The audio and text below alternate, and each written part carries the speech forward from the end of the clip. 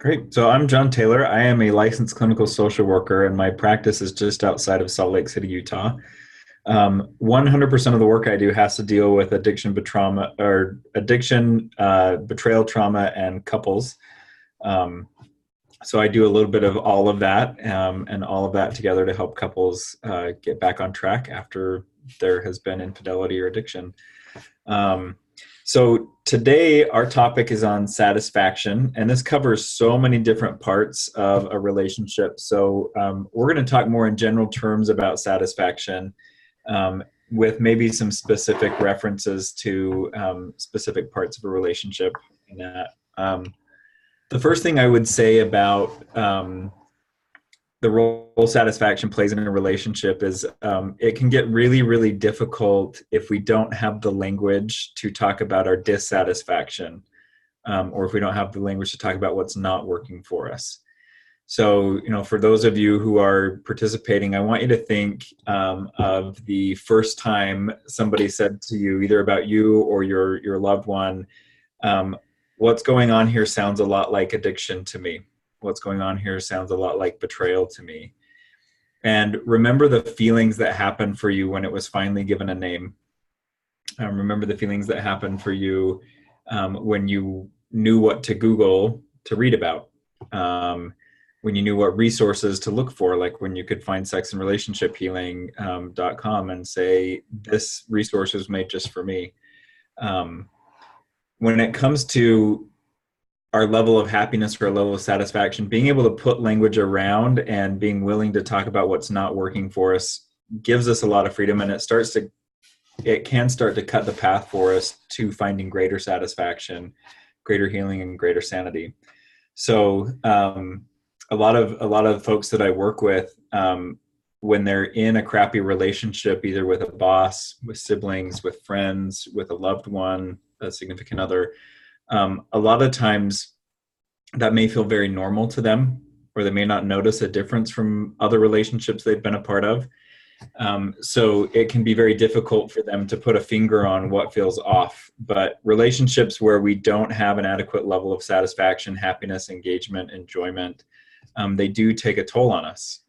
We have to invest extra emotional energy, sometimes extra physical energy, just to stay engaged in the relationship that's not inherently engaging and satisfying for us.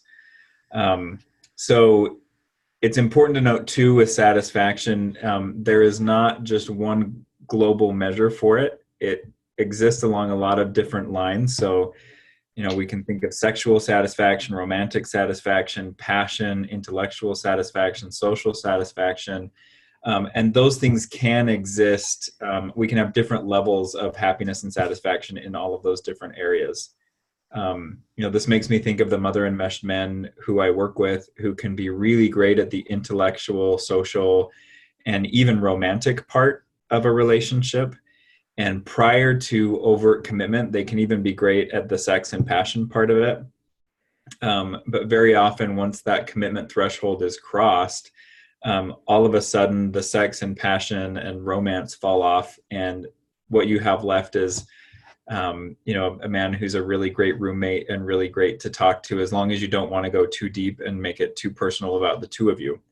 And some of the couples that I've worked with around those issues, they have a hard time kind of pointing to the hurt, because they'll say, well, he's really great with the kids, or he totally understands when we need to shift around responsibilities and all that. So they try to look at the relationship globally and say, well, I'm happy enough, versus looking at individual sections and saying there's a problem here.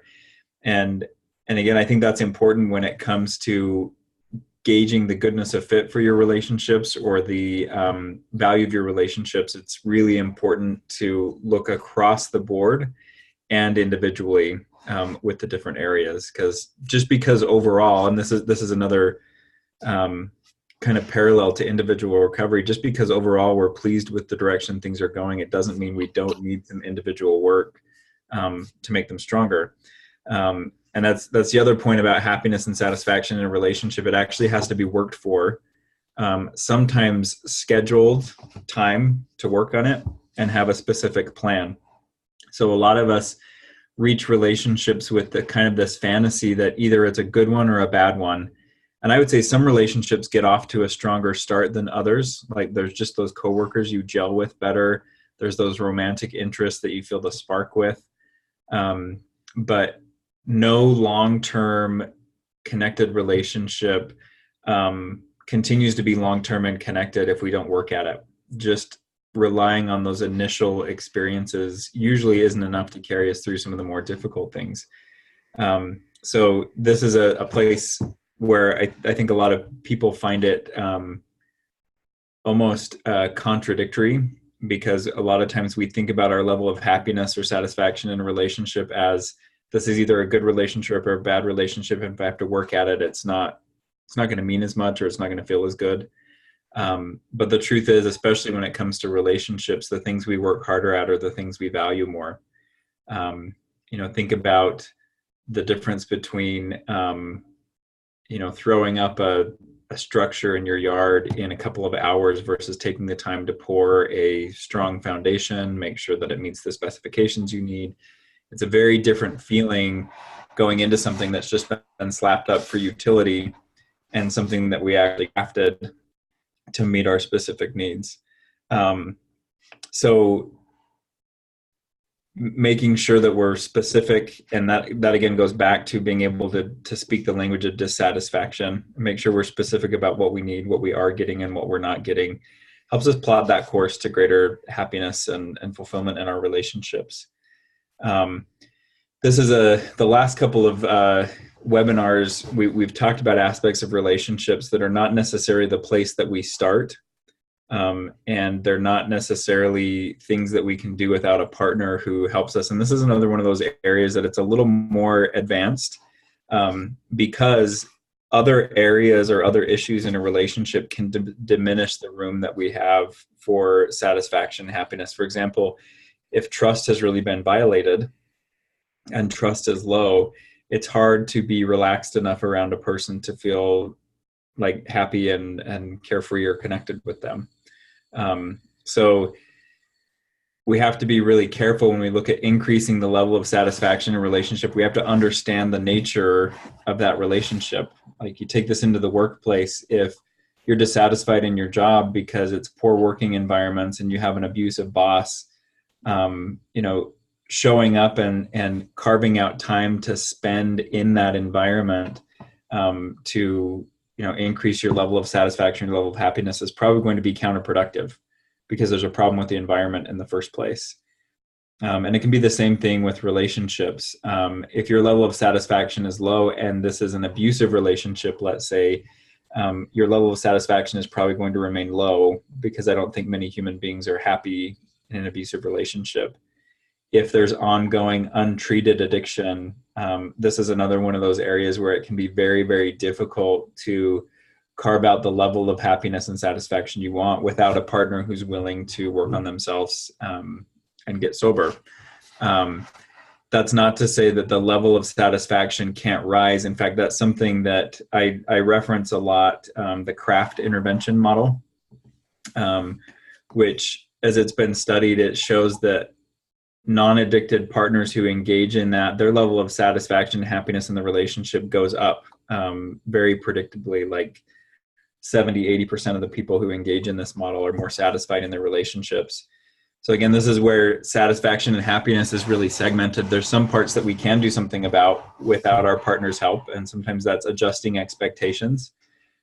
Sometimes that's maybe recognizing my partner is not extremely emotionally available, but I have a lot of fun with them, and they're they do it for me romantically and all of that. So it may be that I connect with other safe friends to get my emotional needs met, and we can make some adjustments to increase some of our level of satisfaction, but there is a limit when our partner's not ready or willing to work on it with us.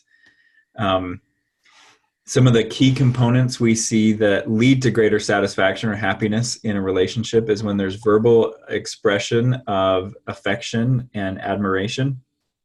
Who doesn't like to be doted on? And it's not that fake, like ego boosting, let's pump some nice things in here just to make it nice. But when it's really heartfelt, and when we can feel that the person means what they say, we tend to be more satisfied when we feel that the relationship is intentional. So this reminds me of there's a musical group called Flight of the Conchords. They used to have an HBO show a while ago. I don't know if I can recommend it to everybody because it's pretty weird humor, so it's right up my alley. But they have a song called Business Time, and it's all about how, this guy's singing about how it's Thursday night, so it's time for sex. And he's talking about all the cues, like you just took out the garbage, so that means it's business time. You're wearing that t-shirt from your work trust building retreat, and so that must mean that always means business time. So when we look at intentional time together, that increases satisfaction versus this is just what we've always done, so we're always going to do it. Any relationship runs the risk of getting stale if there's not time and space carved out to actually attend to the needs of the two people who are in that relationship, or if the relationship is unresponsive to the needs of one or both parties. So even if you are happy, some couples will, like, for example, some couples will come to therapy with me, and this area is a strength. They're satisfied in their relationship. One of the things that provides safety and security is knowing that we'll have a plan for future stresses. So while we may be satisfied now, we still have to work to maintain that. So happiness and satisfaction is not a signal to stop working. Like, again, put this in the workplace and think of any career goals you might have. You may be very happy with your present situation because it's a good position for someone of your level of experience or someone in your field. But that doesn't mean you want to work this job forevermore. You may want to be challenged in different ways, or your abilities might grow, or you might want more salary or different opportunities. And satisfaction in relationship is the same way. So one of the ways to maintain high levels of happiness and satisfaction is to have mutual goals and mutual dreams that we're talking about together. This is something I see a lot with my individual clients, and I've received from really helpful sponsors where they can really praise and honor where I'm at and say, won't it be a nice day when you don't worry about this anymore? Or won't it be a nice day when this aspect of your recovery is not a huge struggle? And that can be incredibly supportive and incredibly inspiring. And it's something we need to stay engaged. The last thought that I'll leave you with is when there's not a high level of satisfaction in a relationship, this is a sign that there's not a good friendship, which is really important, especially in a romantic relationship. The passion and the intensity from sex and romance, that can be very exciting and engaging in the beginning, but oftentimes that wears off as time goes on. And the thing that has longevity is the friendship that's built. So, I want you to link those two words together, satisfaction and friendship. And when there's something lacking for you, or when you want to give more to a relationship to increase the satisfaction, think about what a good friend would do. And think about what you can offer, not just in the terms of safety and security and all of those things that we talk about in recovery, but what you can offer in terms of friendship. Because that is something that you and your partner are going to look for, or you and your coworker, or you and whoever it is, you're going to look for going forward to gauge the quality of your relationship. Great information. I was thinking when you're talking about kind of like the overall relationship satisfaction and then different areas, I thought that's like those surveys where you go, overall, how did you feel about this? And then they start drilling down on, well, what about this? What about that? What about that? And so like overall you give it, a number, but then in individual areas, well, that one might be better and this one might be not as good. And so I think that's really helpful because it's really easy to go, this relationship is all good or all bad. And everything is nuanced. There's different components to all of that. And having the language of dissatisfaction. And I thought, I think it's important to have that. And it's also important to have a balance for it because let's put it this way. I have known people that had a lot of language for dissatisfaction and that was hard on the relationship as well. Because then it was like so much negativity. So so it feels like for myself, if I'm expressing level of dissatisfaction, if I can do it in a balanced way, it's like, like, I appreciate that you did this, but here's why you may want to do what, I don't know, but like having some counter to it, so it isn't just all negative. That has worked for me, but I do know that there's a lot of people that don't have the language, or feel like they don't have the right to have the language to be, there's a difference in the relationship, and this person has done so much for me, so I just better be quiet. So learning to have the voice to be able to bring that, I think is really important. And you were talking about friendship, and it's not just safety and security in a relationship, but also friendship. But I thought friends also make it a safe and secure place, to have that relationship. And I 100% agree with you, because the romance ebbs and flows and all of that. But if you just genuinely like the person, overall, and like you feel like you can count on them, and I understand, like you said too, with the, if it's a fractured relationship, that may not be where you're at right then, but if there's some places where you're able to connect to that, that's that's value too. Or it may give you even just a better perspective on, it's not all bad or it's not all good, but it's and probably easier for a relationship to have it be in one category or the other. It's like, it's all good, I'm staying with this one, or it's all bad, I'm getting rid of it. And, that's just not reality. It's, it seems to be there's some of all of that. Yeah. Yeah. And I think especially, I bring in that, like, it's not just about safety and security, it's about friendship, because friendship is one of the greatest protective factors of safety and security going onward. We tend to treat the people we like better than the people that we have to treat well. And so, there's an element that comes into the relationship when we are able to be in that friendly, friendship focused place that we may not have access to when we're just so dead set on, providing safety and security, which a lot of couples early in recovery, they really get set on how are we going to make this safe, which is so important. Like, I want couples I work with paying close attention to that.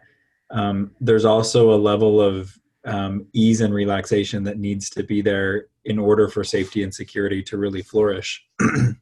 And so it definitely is a balance. We need to be able to take each other's needs very seriously, and also have the ability to be a little more regulated, a little more at ease with each other. And all of those aspects come with dedicated time and effort together.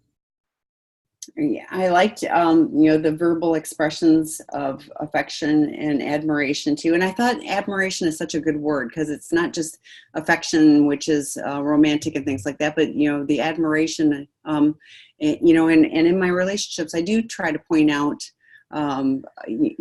things that I do admire or I'm proud of or whatever, that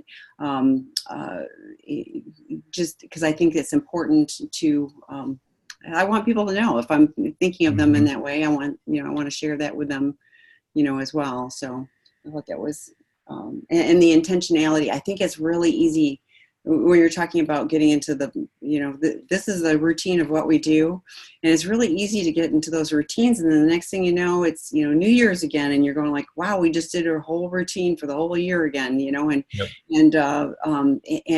And whether it's a job or it's a romantic relationship or a friendship or whatever, I think it's helpful for all of us to be engaged in new and different ways. And, and like when somebody takes the time to go, I was just visiting family, and they know I love roller coasters. So we went to a roller coaster park on one of the days, and I had a great time. And, the rest of us did too, but I really had a great time. Totally my thing, So anyway, but, I was like, that was meaningful. That was extra meaningful to me, because they know me well enough to know that was important, and would be fun, not just for the young children that were there, but for the old kid that was there too. So that was good. So anyway, so we have a question. Yeah. I'm wondering what your thoughts are on how involved the partner should be in the addict's recovery program. My husband has been seeing his own therapist for porn addiction for almost 4 months. The only thing he shared with me is his red, yellow, and green zones. Otherwise, I have no idea what his struggles are and what he's doing about them. Also, no idea what his successes are. He just says he's doing well and he's proud of himself. Yeah, and unfortunately, this is a very common occurrence in recovery. We kind of sequester both parties, parts of the couple from each other, and hope that that'll work out. And usually it leads to this kind of anxiety and this kind of feeling shut out. So to answer the question really directly, and I'll elaborate a little bit more, the starting place is however much you want to be involved. And then from there, we look at what's wise. Like, I have some spouses who will come to me and say, well, can't I be his sponsor? Can I be the one he talks to about relapse and that? And I'll often say, yes, you can, but let's look at what that means for you. It means knowing every detail, every step of the way. And as we start negotiating or educating there, a lot of spouses will say, oh, I don't want to be a sponsor. I just want to know what's going on. And I think that's a really useful place to start. What I hear in this question is not just from an anxiety perspective, I want to know what's going on, but I feel some reach here in this too. Like if he's doing well and, he says he's proud of himself, I'd like to know what that means, because I'm sure this might sound weird, you might want to celebrate that with him. You might want to encourage him. You might want to let him know specifically how proud you are, share some of that admiration or fondness. Or there may be, I think with a lot of couples too, there may be some specific parts of addiction and that whole dynamic that your addicted partner may not have a lot of awareness around. Most of the addicts that I work with to begin with are not very relationally aware, because that's clearly not where their focus has been. So it can help them to pinpoint and specifically work on some issues that, while they may not be a big deal for your addicted partner, they're a very big deal for you. And being able to have a voice there, or be able to ask for some change, or even just to know, like, when does something like this get addressed in recovery, can be really, really helpful.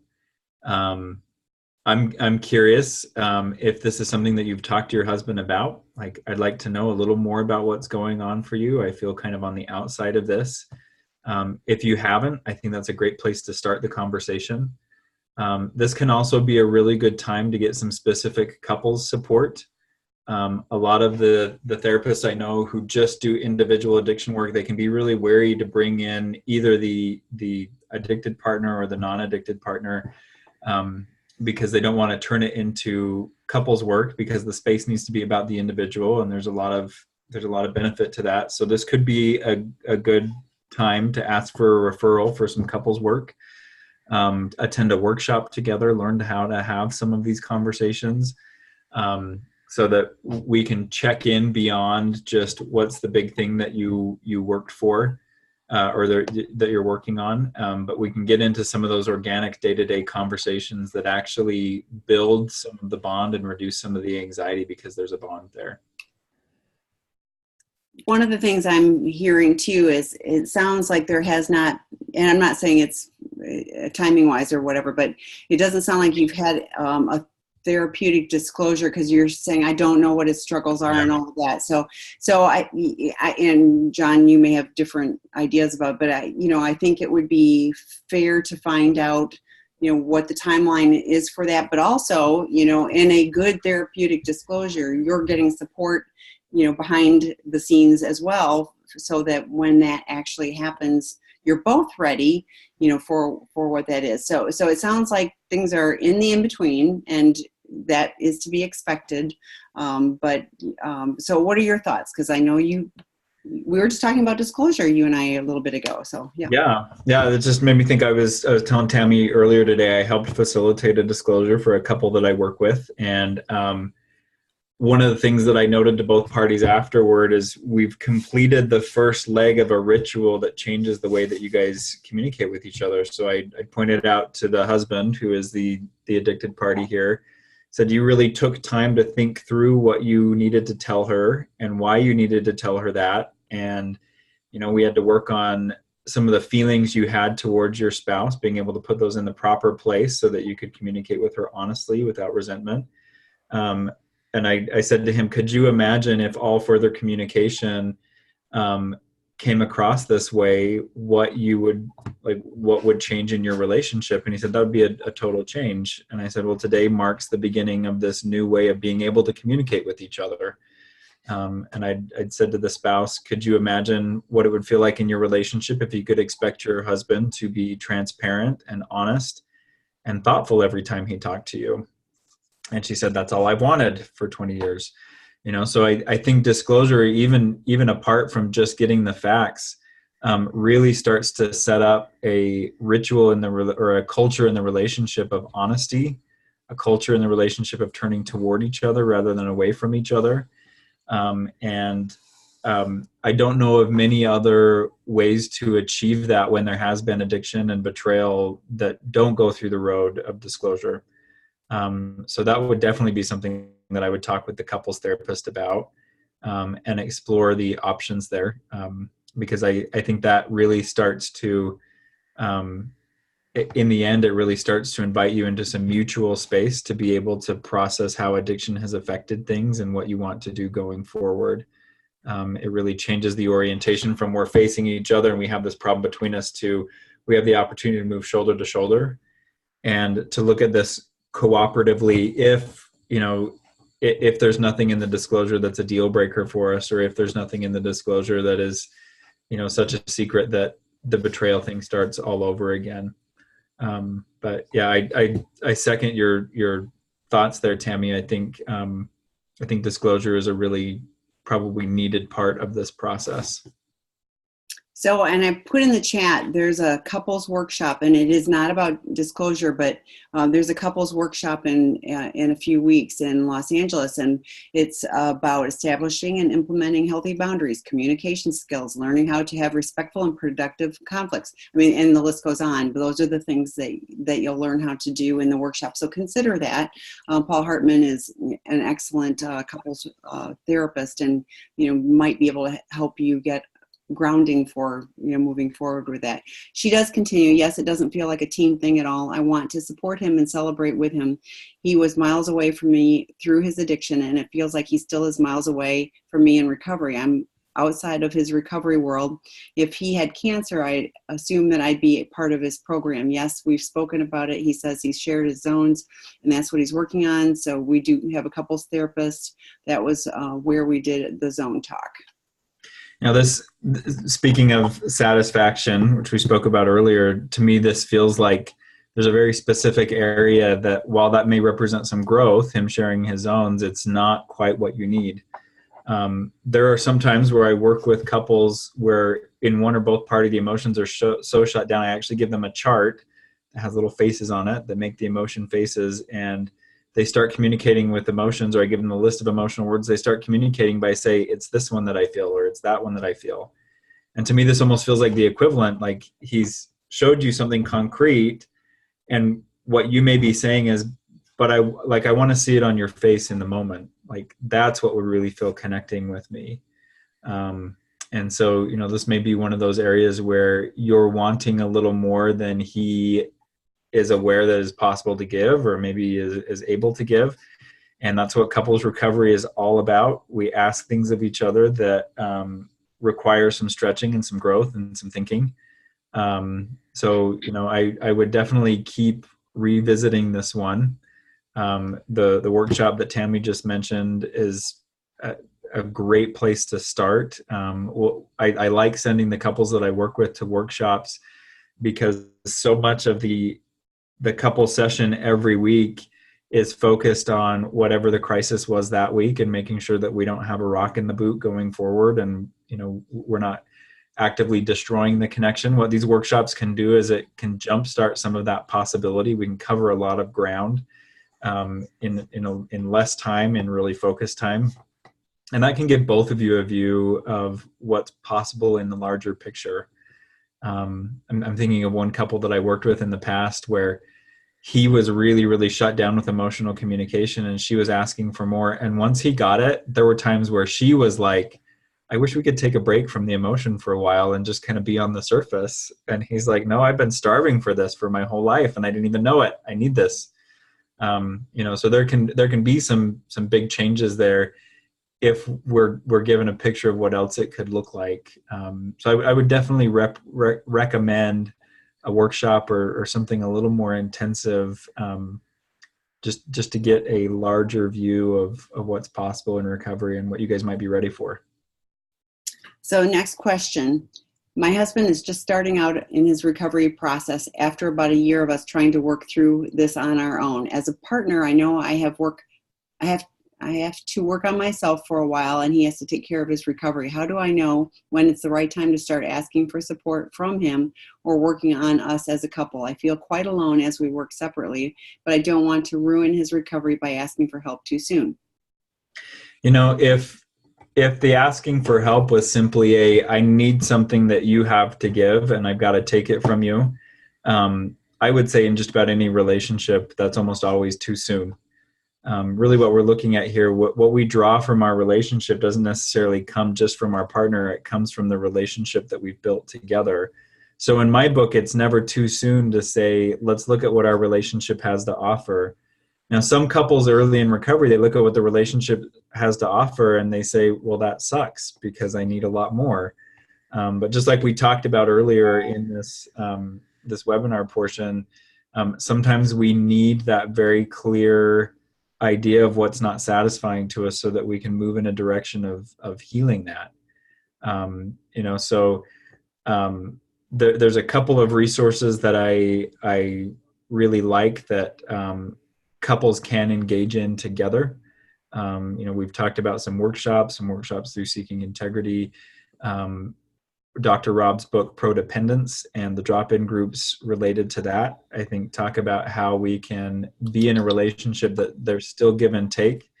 I definitely think it's important to get feedback. So often when we come, I would say in an ideal situation, the best way to gauge of what's too much is to ask your partner, hey, I want to talk to you about us being able to, let's say, like connect more emotionally, or I'd like us to be able to talk about things that are hard for us without it turning into a conflict. Are you open to that? Or do you think you're in a place where you can do that? And again, sometimes we may get an answer that we're not thrilled about, but when it's a truthful answer, it tells us where we're starting. There's also with couples therapists who have been trained to work with sex addiction and intimate betrayal. There are some couples who I see where I tell them explicitly, we're not doing marriage therapy yet. We're doing supportive work so that you guys can get to know one another's emotions. You can get to know each other's recovery plans. We can put some things in place so that we're not actively ripping this relationship apart still. But couples therapy and couples healing is really about healing the rupture in between the two and coming back together in a way that's maybe stronger than it was even before the rupture. And in my opinion, there are some distinct phases, and often couples who are new to recovery are not ready for marriage therapy. They're ready for some joint sessions where they start getting some tools and communicating in that emotional way. They start coming together. You talk about feeling alone and working separately. They start getting to know what each other's separate work really looks like. And then they start fusing that together a little bit down the road when they feel confident that they can still hold on to their individual work and the individual things they need to do without getting lost in the relationship, which a lot of couples early in recovery, it makes sense to me when the big ship is sinking, you don't necessarily want to jump on a lifeboat and just watch it go down. But that may be the safest place to be, so sometimes we have to work with couples early in recovery not to jump into the big ship and try to keep it from sinking too prematurely, but to really know what's safe for them and know how to get there reliably. But those would be my suggestions for some places to start. So in the chat, I put the sexandrelationshiphealing.com because I hear you saying, you're feeling alone with this, and you don't need to be. Last night, the Betrayed Partners group, I think Angela said there were two different groups I was getting information. I think there were either 4 or 6 new partners that joined her group last night. And there's another Betrayed Partner group on Wednesday at 12:30 p.m. Pacific time. And there's webinars. Dr. Rob is doing his webinar tonight at 5 p.m. Pacific time. There's lots of places to connect and get support, that are free. The podcasts are all free. And then there's things beyond sexandrelationshiphealing.com as well to get support. You need and deserve support. I want to point out, because you said, I don't want to ruin his recovery. You can't ruin his recovery. Yep. You can ruin his recovery, but you can't ruin his recovery, and you are, all the things that we've been talking about, are true. It's challenging early on and everything. And, you don't have all the information, and it's, yes, he needs to establish a pattern of recovery. And to the point that the other person was talking about too, is like he was gone, he was emotionally unavailable because of his addiction. Now he's emotionally unavailable because of his recovery. And that's kind of true early on until you have enough stability to be able to show up and not relapse because, it's uncomfortable feelings and I don't know what to do. And so I'm just going to, check out again. It is, it's kind of, that in between, process. I talk to a lot of people. And one of the things I say about, getting treatment is, it helps expedite that. Just like what John was talking about with, couples therapy, it's like if you keep coming in, you're always dealing with this week's crisis is, and, so you get the jump start, you get, things to move forward, and you're in a different place, in a much more compressed time. Can you get there? Absolutely. So, but just know that, for now, it is a little challenging, and getting support for you that is by other people who have gone through this, having a supportive therapist. One of the gals that does the Prodependence drop-in group on Wednesdays has a prodependent therapy support group. So it's a paid thing, but she had so many people in the first one that none of them dropped out. So she started a second one because they're all finding this much needed support, and Angela said last night at the end of the time, the group wasn't done talking. So they started their own Zoom and connected. So there are places that are safe that you can connect and get support and, be real with your feelings. He's not going to be able to do that, for you yet. And, but, he can learn to be able to do that. But I just really, I was going you can't ruin his recovery, So I always tell partners, there's nothing you can do or not do, that will stop his addiction. He's going to do what he's going to do. Can you make it, more miserable for him? Sure. There's ways we can always push people's buttons and things like that, but we're not responsible. The 2 best places to offer help to somebody in the change process are, number one, when it's early enough on that we have not entrenched habit or addiction, which for the vast majority of partners who find out, we're just past that point already. And the second best place to help is when that person will make the changes they need to make, regardless of whether you help them or not. So anything you do, like Tammy said, and I just want to echo, anything you do is not going to set him back. It's not going to ruin his recovery. If anything, I'd tell partners, you need to help him know what's on his plate. And if part of what's on his plate is a need you have from the relationship, let him know. And there may be an understanding within you, and he might have to work to get to that understanding where you may say, I need this, but I know you can't give it to me right now. But that doesn't mean I'm going to stop needing it or wanting it. It's almost like a heads up. This is going to be something you're going to work on down the road. But definitely don't keep that stuff away because you're worried about ruining things. It's like, someone earlier on had used the analogy of a cancer diagnosis. When there's a cancer diagnosis, the patient needs to know everything that's going on so they can make informed decisions. And it's the same thing for a man or a woman who's in sex addiction recovery. They need to know what the outlay of their relationships in their life is so they can make informed decisions. And sometimes when they look at it, they say, oh my gosh, I'm overwhelmed. But in addiction recovery, we have to learn how to deal with overwhelm. And I'll say to partners and couples and families all the time, you're not doing your loved one any favors by trying to keep them not overwhelmed. They need to develop a resiliency, and resiliency only comes with resistance.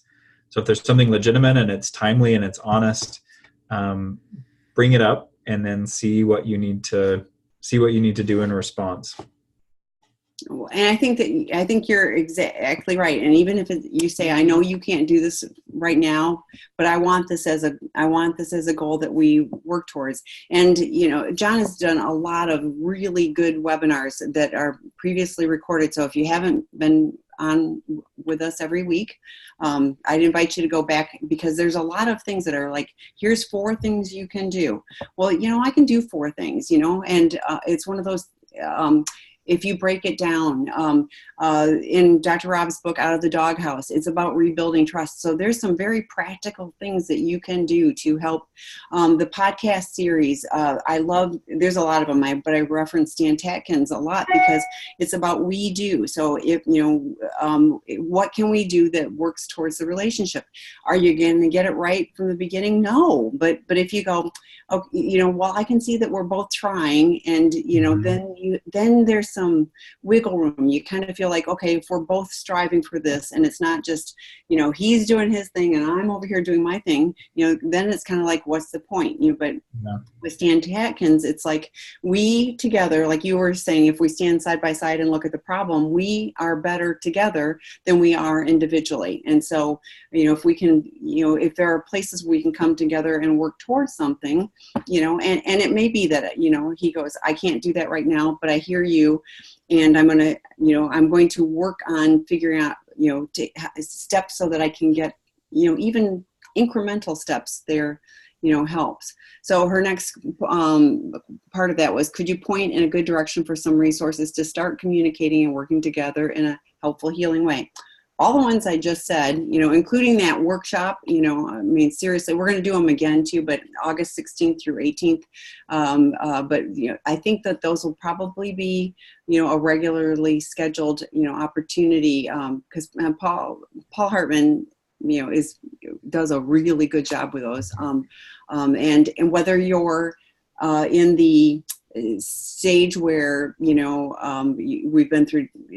we've been through disclosure and we just need to figure out how to communicate, or you haven't been through disclosure, it's a newer thing, yes, it still is very helpful, because it will help you move to a different place and be able to communicate for the situation you're in right now, and have tools to use for the path as you continue down it. So hopefully that's helpful. The next, from the first person, we haven't done a formal disclosure.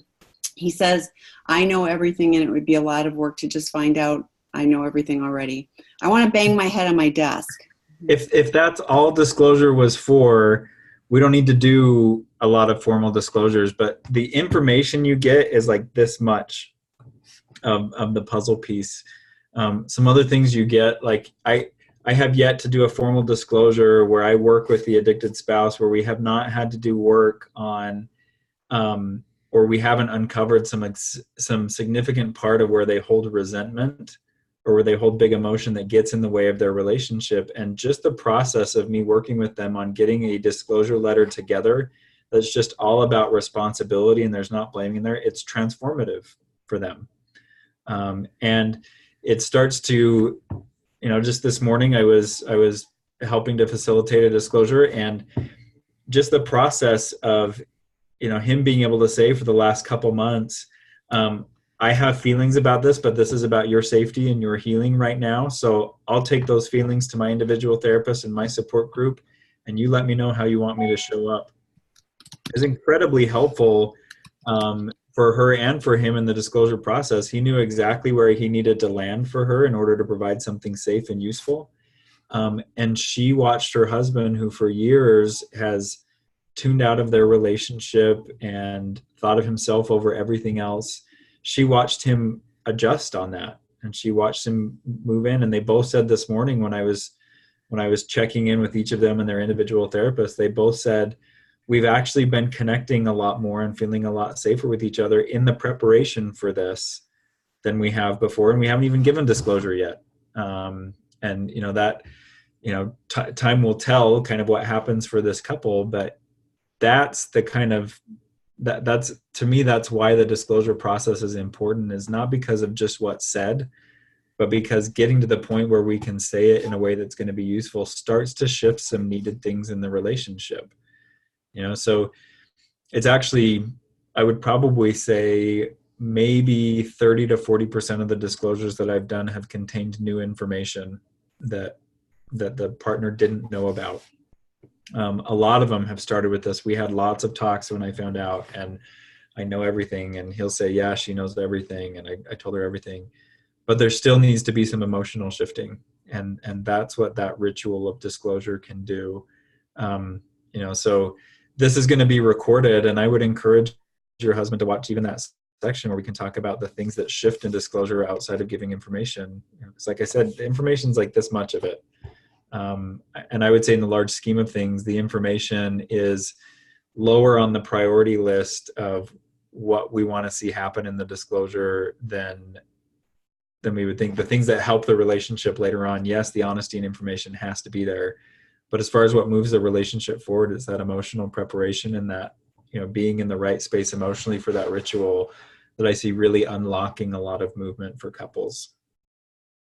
And I agree. To me, that feels like I don't want to have to go through the hassle of preparing this. So it feels dismissive of you, and I find that problematic, and probably why I want to throw my head on the desk. But it really is about, it's about leveling the playing field. You stated earlier that, I feel left out. I feel all of that. So it's about bringing, like you were just saying, John, it brings everybody together, and, you have this opportunity to connect and have a better understanding. So you both have the vision for, okay, here's where we've been, here's what's happened, and here's where we want to move forward. It just, I think it's important and helpful. So, yeah.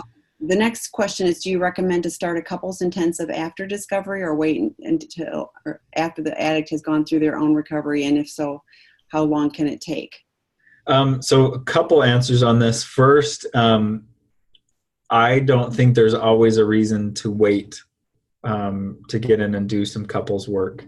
And it's an older way of thinking about working with couples in addiction, is to say we've got to get to a point where we're both are really stable and really solid. Once we have two functional people, then we can have a functional relationship. The research doesn't support that in any way. The ingredients that I think need to be there is there has to be a willingness. So if there is active addiction going on and continued relapse, that may not be the time for some couples work, because you could show up and do it, and your spouse will be in addiction brain, and they'll be dissociated and may even engage in acting out to handle some of the intense emotions that come up in the workshop. So if your spouse is not committed to recovery or has a decent foothold in recovery, that might be a reason to wait. People who run, I would say, ethical couples intensives, they will always screen before. They won't just take anyone and everyone who says, we're a couple, we're in recovery, we're going to do this. They'll make sure that you're in the right zone for what their intensive has. So there are some intensives that are meant for couples later on in recovery, like building intimacy and connection, that if you get screened and, you're 3 weeks after discovery, they would say, don't come to this one, because that's going to be, overwhelmed for both of you. And that's down the road from where you are. This is going to be a better fit. So getting an idea of a few options open for you and calling and talking to the person who runs it could be a good start to feel out kind of what does this have to offer and where are we at for that. I also think a conversation with your spouse, best case scenario is nobody goes to a couples intensive under duress. They don't go kicking and screaming. They go because they're invested too. So that would be the first place to start, is to ask your significant other, hey, would you look at some of this with me? Because I feel like this could help us. And I would really like it if we could choose a workshop or two that we feel like could be useful for us, and to do that together. I've attempted couples therapy before where one partner is not willing and there's nothing therapeutic that goes on there. I can give a lot of assessment and diagnosis that one or both parties don't like to hear, and that's about as much as I can do. So willingness is the key ingredient.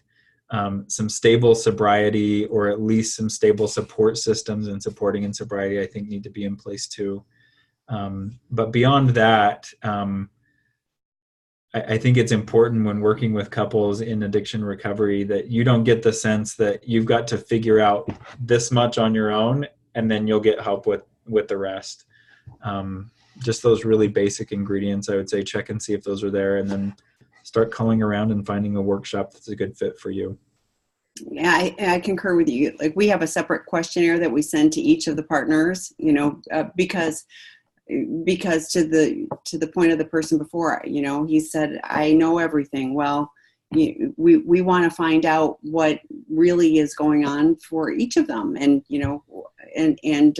what one person says or thinks might not be the thing. So we aren't going to do a disclosure in the workshop, but we want to have the framework of where the coupleship really is, so that can be addressed in an appropriate way. So, but yes. And, and I think, I'm of the belief, and I think John probably is too, that we can always do more work and, and work on our relationship and things like that too. So there are lots of opportunities, and, you could be, 20 years in recovery and still benefit from going and doing, some couples work. Great. But the typical scenario for people that are reaching out for this one is, we're in crisis or have been in crisis, and we need to figure out how to, to be a couple, and move forward, and to develop some communication skills so that we aren't, just fighting at each other or ignoring each other. So there's lots of reasons to pursue a higher level of help. Definitely. Any other questions or comments? We have a few more minutes. So I'll to kind of tag on to that, I just had this thought too. So we had a couple where he came to Seeking Integrity Los Angeles, and he did a good job, while he was there. But Paul actually did an individual intensive for this client and his wife after he was out, because they were in kind of that fractured state. And so he helped after treatment to kind of give them the ability to move forward. So that, that's a little different, but I think we're probably going to be able to offer those, specifically at some point too, for, an opportunity for a couples workshop for, people that have gone through treatment. This one isn't specifically for that, but I did want to add that too. So. Okay, well, I guess if you don't have any other questions. Oh, we got one. One more question.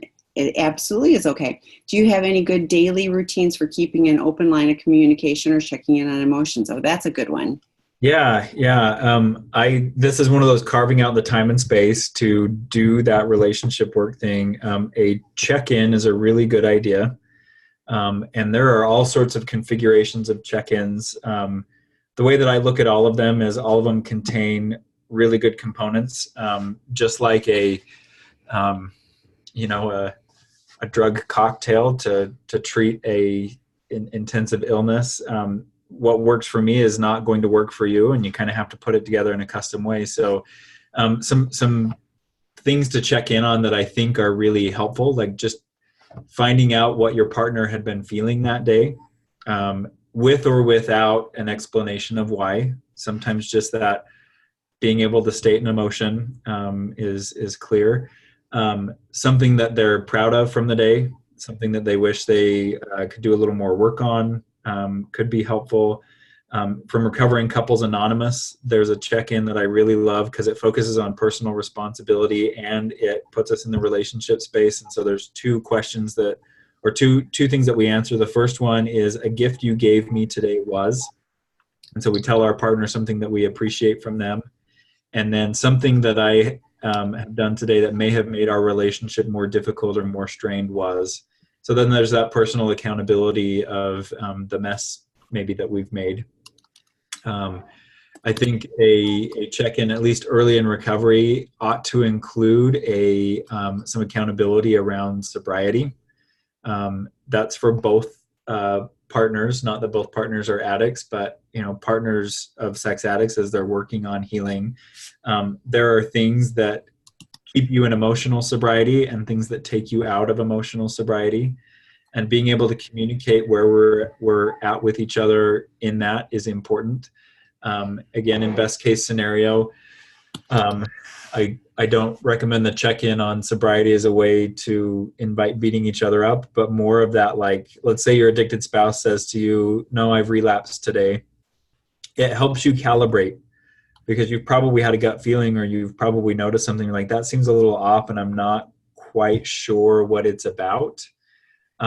So your spouse saying, yes, I've relapsed. I would say, oh, this is what relapse feels like. And you get that sense of intuition validated.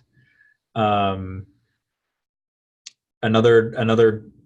check-in prompt that I really like is the challenge to share the truth about what's happening for you with one other person.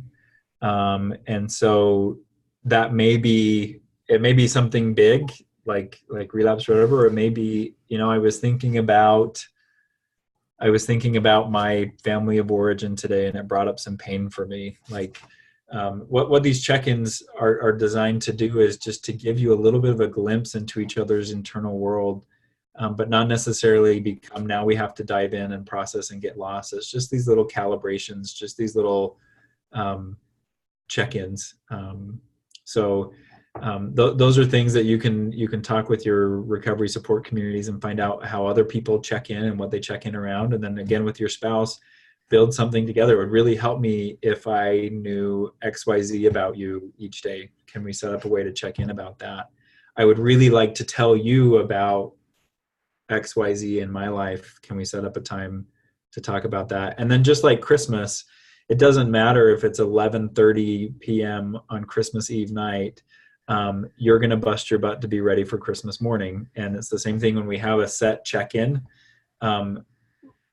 Both parties have a chance to get ready to come into that space in some accountability and in some mutual support of the relationship. So it's a good way to start carving out that time to work specifically on your relationship. Do you have recommendations for like timing? Because I could see like right after walking in from work wouldn't maybe be a good time, or could be, or right before bed isn't a good time. Do you have any thoughts on like, is there a better way to do it than others? I don't know.